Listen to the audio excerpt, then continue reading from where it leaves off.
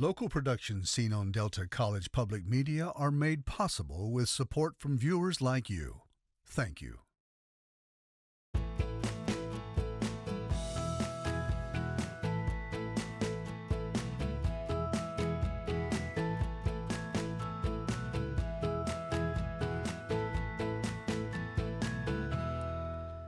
Well, good evening, everyone. I'm Mike Redford, and this is the follow-up. Coming up on tonight's show, the state of education in Michigan. Since the pandemic, recent survey results show Michigan students falling behind academically, specifically more in reading and math. Surveys also show students are chronically absent at alarming rates. So what are some of the causes for these failing grades, and what can be done to turn things around? Our two guests tonight from the Mackinac Center for Public Policy have some answers for you. But first, we would like to hear from you to help drive our conversation here on the show. You can do that in a variety of ways via social media on Facebook.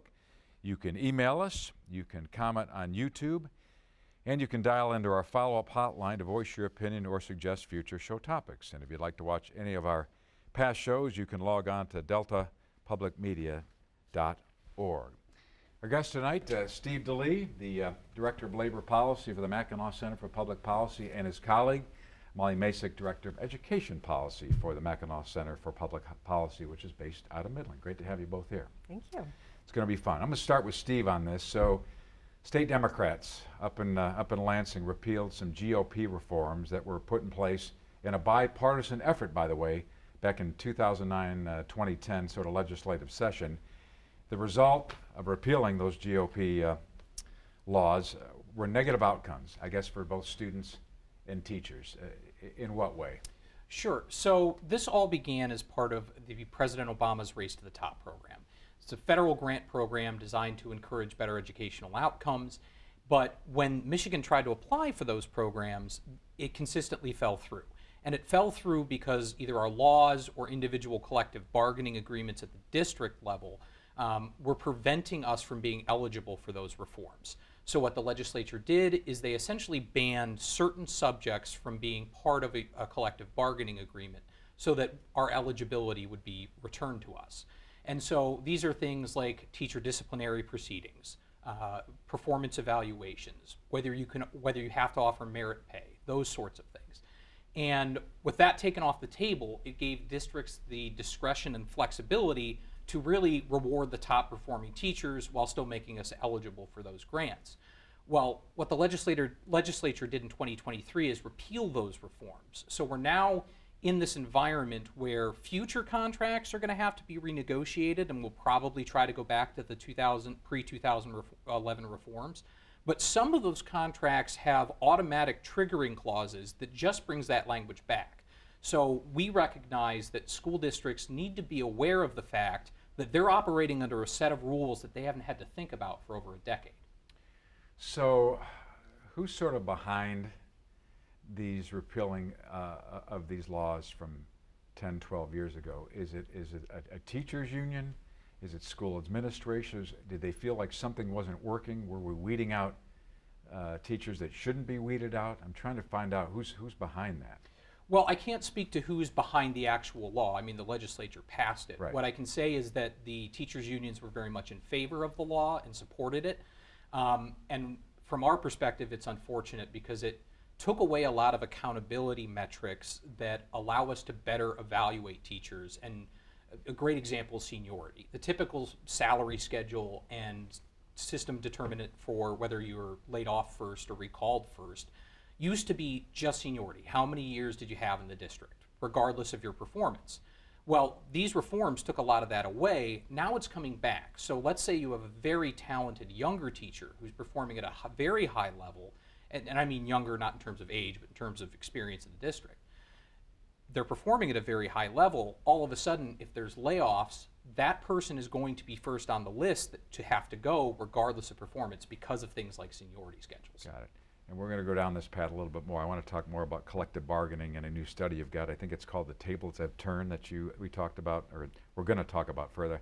I'm going to go over to Molly here a second. Let's talk about student accountability and sort of student performance, how these repealing of these sort of reforms have been negative in terms of student performance overall. Mm-hmm. And I know we have a graphic. I want to show the viewers. that talks exactly about that in terms of reading and math. It's right there. Did you know more than 60% of third graders lack proficiency in reading, according to the 2024 Michigan Student Test on Education Process? All grades perform worse on the state reading and math test than they did prior to the pandemic. So let's unpack that a little bit as our viewers see that. You've written a great article on your website, the Mackinac Associate. Let's unpack that a little bit. Yeah, it's very concerning. We would hope that by this time that we would see more improvement in the student outcomes. But these are referred to the results of the M-STEP. This is the state standardized test. It's administered to grades 3 through 7 for math and English language arts every year in the spring. And as you said, what it showed was that over 60% of students in those tested grades are lacking proficiency in reading, and even more in math. So, and this comes back to why accountability and rigorous academic standards are so important, and then also why it's concerning and problematic that the 2011 reforms were repealed and replaced with laws that are really going to and have watered down our accountability systems. An example of that, as Steve mentioned, is our teacher evaluation system. So prior to these new laws that were just enacted to last year, the evaluation system was more rigorous. It placed a greater emphasis on student performance and growth data, which is essential because the purpose of the evaluation is to measure teacher performance and their effectiveness in the classroom. And effectiveness is really their ability to impact student learning. To be able to ascertain that, we need to have that student data. And there's lots of research that indicates that you need to have a significant portion of that evaluation reflect, to include student data in order to have a reliable evaluation rating. But with these new laws, that portion of the evaluation that is based on student data has been rolled back from 40% to 20%. And with these subjects returned to the bargaining table, including evaluations, this means that school officials will need to bargain with unions over the structure of evaluations and observations and personnel policies that ultimately will impact the quality of education that students receive. It's a good segue into collective bargaining, because that was an issue that's we need to talk about, right? What needs to be done there? What has changed, and what do you think needs to be done? Well, that's a big subject. Right. So I'll start with the basics. What's changed is that for 10 years now, schools haven't had to think about basically 7 different subjects, including performance evaluations, discipline, merit pay, observations in the classroom. They just haven't had to think about them. The school got to set that policy themselves. Now they're going to have to bargain over it, which means that the unions on the other side are going to come with their approach, and the school is going to have to evaluate it. And when we looked at this law, repealing the reforms, our concern is that school districts aren't prepared to operate that way. The unions are going to have a longer memory of what they want, what the old system may be like, but school board members are elected officials. They change over. Some of these folks may have never ever had to deal with or even consider what these policies may do in terms of academic impact. And another issue that we found is that, like I said, a number of these contracts have language that simply said, if these reforms ever go away, all of our old language comes into effect. Well, that's a legal risk for school boards, because now they're in an environment where you may have administered the contract the same way for 10 years, and now you've got a new set of rules that automatically went back into effect. So when I looked at my study specifically, it was designed to evaluate the reforms a little bit, although Molly's goes into further depth. But it was really to look at what's the state of play. How many school districts were in compliance with the 2011 reforms? How many have these so-called zombie clauses where everything comes back up? Really, it was just getting a lay of the land and letting school boards know, hey, you guys need to pay attention to this, because if you don't, you could find yourself facing an unfair labor practice or a lawsuit. So, Molly, I don't know if you could follow up. Can you weigh in a little bit what he's saying, and also to talk about, I know you guys are in the process of developing a website, kind of some resources for school board members now, and I think about some of the school board folks that are running now. They're on the ballot. We're voting on that in 2 weeks. How will that help them? What changes are they facing if you're running for school board? Yeah, I think it's like Steve was saying, it's so important that they understand what their contracts, what they state in terms of what sort of policies might be enacted, what they might need to renegotiate, and what we don't want to see, and what they don't want is for policies to revert back to what they were in the pre-reform era when teachers were given priority for. I should say seniority was given priority over effectiveness. So whereas I know as a former administrator and teacher myself that just because you might have 10 years of teaching experience, that doesn't really mean that you're more effective. That doesn't automatically equate. So you might have plenty of newer teachers that are more effective at improving student outcomes. So that's one example. So it's important that they understand what these new laws are, what are the implications of these laws, and how do they avoid reverting to policies that really put their students in a more difficult situation as opposed to ensuring the quality of education that they receive. And the new website hasn't launched yet, but it's called what? Solutions for School Boards. Can you expand on that a little bit for us, what that's going to look like? Yeah, absolutely. So what we wanted to create was a one-stop shop for school boards who are dealing with this new situation. So it'll be live. It's technically live now, but it'll be completed tomorrow morning. It's mackinac.org/schoolboards. Okay. It's got Molly's study, my study, and then a whole host of materials that we've prepared or that our predecessors in education and labor have prepared over the years. So there's a primer on how you conduct collective bargaining and what that process looks like. There's Molly and my articles on various education-related subjects. It's really just designed to be there for the school board member who says, okay, I'm aware now that I have a problem. What do I need to know to be able to effectively decide, yes, I'm willing to agree to this policy at the bargaining table. No, I'm not willing to agree to this one because it's going to negatively impact students. Okay. Speaking of sort of unions and collective bargaining, one thing that caught me, in 2011 there was a law that prohibited school districts from using public resources on behalf of unions to collect union dues through payroll deductions. There's been a change there, right?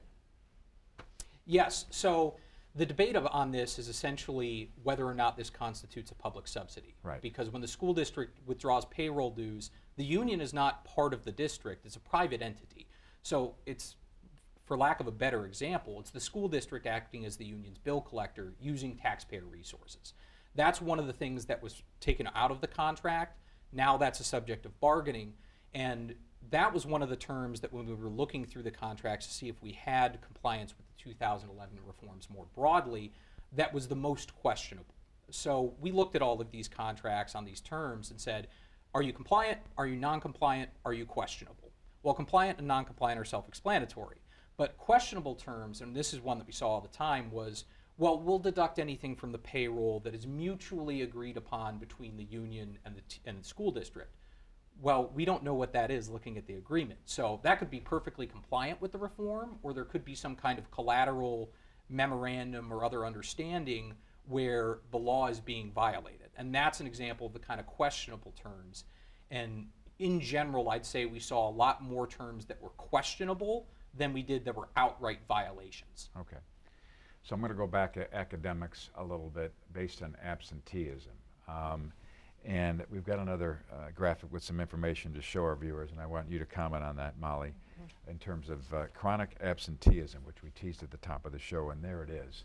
Michigan's average chronic absenteeism rate was 32% here in the last year, 6% higher than the national average and 12% higher than it was in 2019. And then 66% of the Detroit public school students are chronically absent.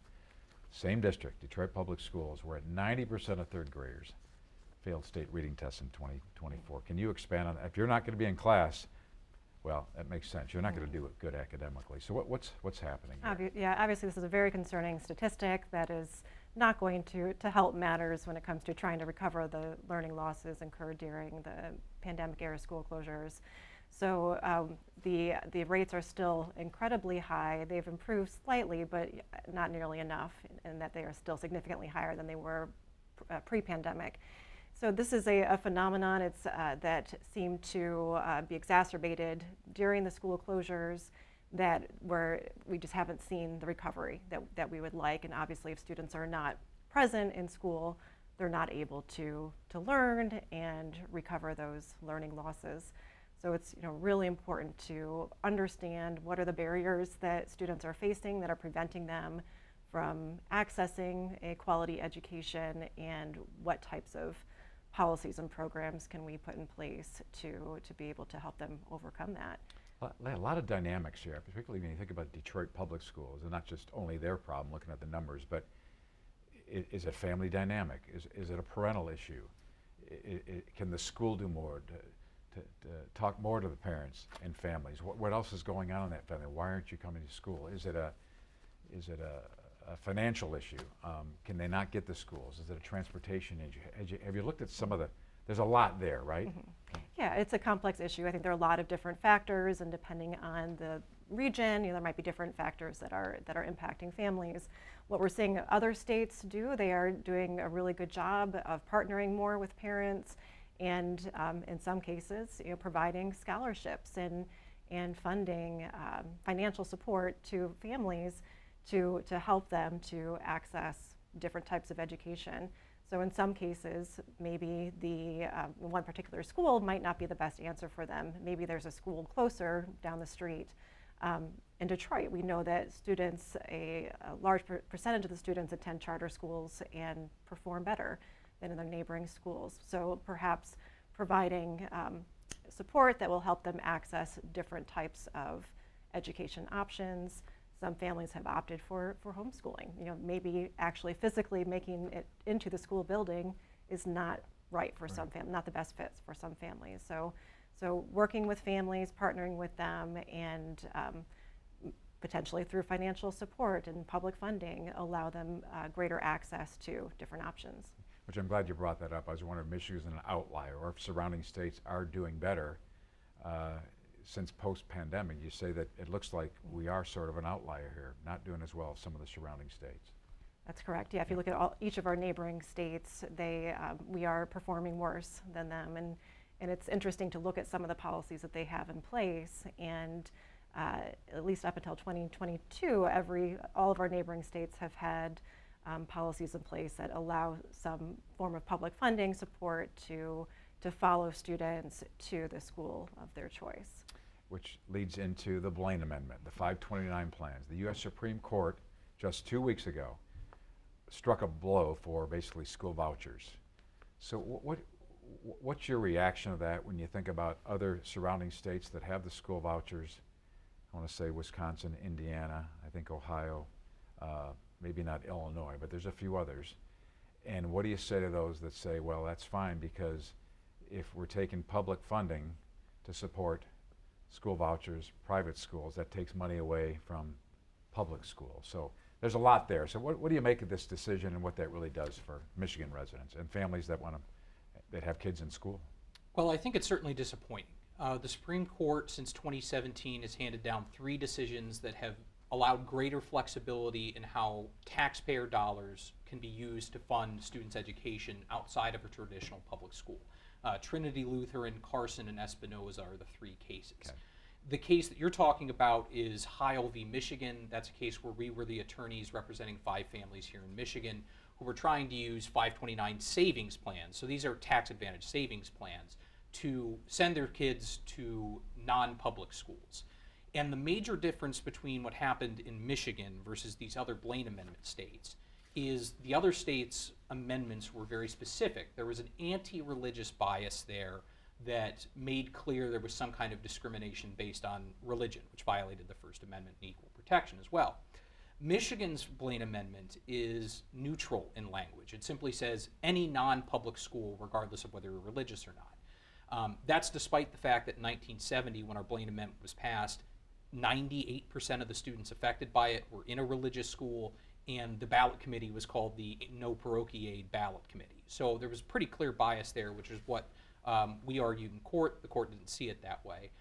The results are disappointing, because when you look at the statistics that you put up, and when you look at how some of the worst districts in Michigan are performing, what you need are more options. Your tax dollars are supporting schools, but really what you want is a good education for your child. And if you need an alternative environment for that, there should be a mechanism for you to be able to do that.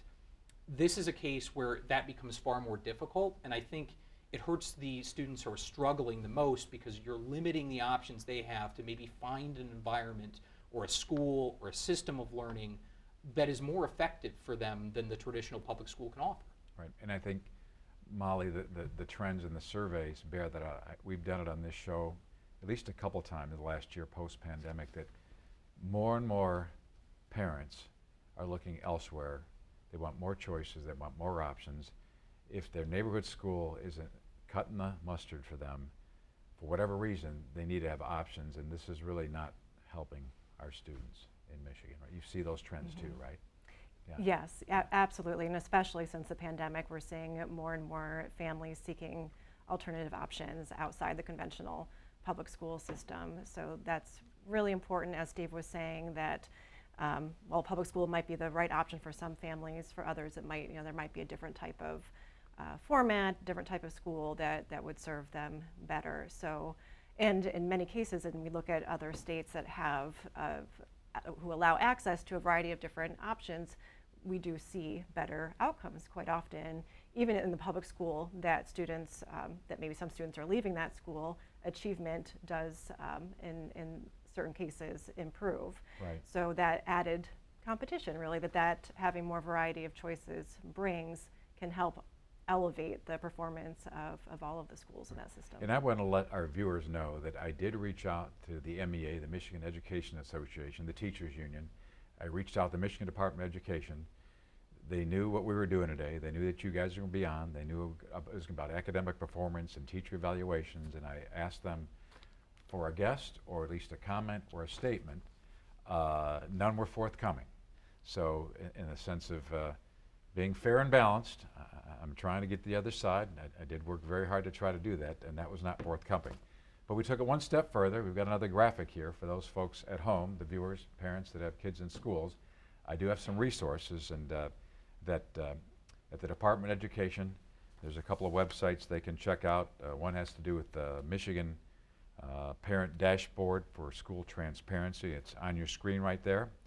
And another one, it's Michigan's Top 10 Strategic Education Plan. So if you want to get some additional information, resources through the Michigan Department of Education, ask them some questions, get some information, feel free to do that, in addition to going to your website here at the Mackinac Center. So I want to get there for the sake of transparency. Now I'm going back to another graphic I want to show show our viewers as well, and have Molly, maybe you react to that.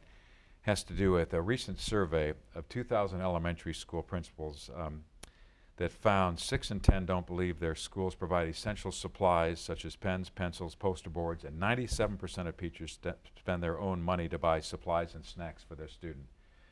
I have some good friends that are teachers, so some of that doesn't surprise me. I know all along they've been taking money out of their pocket, but that seems to be a little bit appalling to me. Where's the money for that? And then when it comes to the poor results maybe we're getting in the schools, it's not necessarily a funding issue either, right? You mentioned Flint schools, right? They were higher in per pupil spending than many others, and yet they're just not doing the job, right? Yeah, so yeah, typically it's the districts that have the highest percentage of lower income families do receive greater levels of funding per pupil. For example, Flint during the pandemic received more than $50,000 per pupil with all the COVID aid combined. But we're still not seeing the student outcomes really reflect those increases in funding that they are receiving. So as far as why are they needing to purchase their own supplies, I think what we need to look at is how those funds are being spent. Unfortunately, there isn't a whole lot of transparency around the real specifics of how some of those dollars were spent. What we did see was at least 50% of the COVID aid, federal COVID aid that districts received went towards increasing salaries of existing employees, largely administrators, as opposed to hiring new staff and other initiatives that might have been more effective at improving student outcomes and addressing those learning losses. So funding was at an all-time high, has been at record levels and on the rise over the past several years, and yet we're still not seeing the results we would like to see. So I think looking at how funding is being allocated and making sure that it's being done so in a manner that's efficient and really targeting student needs is what needs to happen. Yeah, coming up with some changes, some that would change the outcomes. We got a couple minutes here. I know the governor just in the last week or so signed a new education budget. Some of that included more on school safety, more on mental health supports, but I think sort of everyone agrees with that, but it maybe doesn't go far enough, this new budget, and including some of those in there. Yeah, and again, I don't think anyone can argue that mental health and safety is absolutely critical, but we want to make sure that we're seeing the same sense of urgency towards student, addressing the learning outcomes and making sure that we are directing, allocating our resources enough towards those initiatives that are going to hold schools accountable and really have the greatest impact on student performance. And you're probably not going to hear a lot now between now and November 5th. The legislature's kind of in this lame duck right now. We'll see after the election. Maybe we'll hear some more buzz. Anything else on your Turn on the Tables article that people can log into and read? Yeah, absolutely. So it breaks down each of the 7 areas and why you may not want to revert back to the 2010 reform. So that's an element of it. But something that everybody should realize is these collective bargaining agreements are cyclical. They happen usually every 3 years. So if you want to know, hey, what's going on in my district, whether we're compliant, are these terms up for negotiation, do I need to start showing up at my local school board and making my voice known on this issue? It's very easy to do that. The school districts all have the collective bargaining agreements on their website, and then we have a database as well. So anybody who's interested can take a look at that and see what's happening. Okay, Molly, you'll get the last word in about 20 or 30 seconds. What else would you like to leave our viewers with the work that you're doing? I think it's important to remember that we all want the same outcome. We want what's best for our students, and being able to work together and determine what sort of approaches, policies are really going to achieve that and support our students where they need to be supported. So I think that's what we need to keep in mind. Keep students at the center of our decision making and do what's best for them. Right. And if viewers want to go to your website, it is what? Mackinac.org, and if you're looking for the school board stuff specifically, it's /schoolboards. Excellent. Thanks, guys, for coming on tonight. Really appreciate it. And that's our show for tonight, but be sure to join us again next Tuesday night for the follow-up. A leader of the Voters Not Politicians group will join us along with a local county clerk to talk about new voting laws and the impact they're having on our election process. In the meantime, hit me up on social media or dial into our follow-up hotline to voice your opinions. We'd really like to hear from you. Thanks for joining us tonight. Have a good night. We'll see you next week. Thanks for watching. If you enjoyed this video, please like, share, and subscribe. And make sure to click that bell icon to stay notified when we upload new content. Videos like this are only possible because of viewers like you. To help support this channel, click on the link in the description below. We'll see you next time.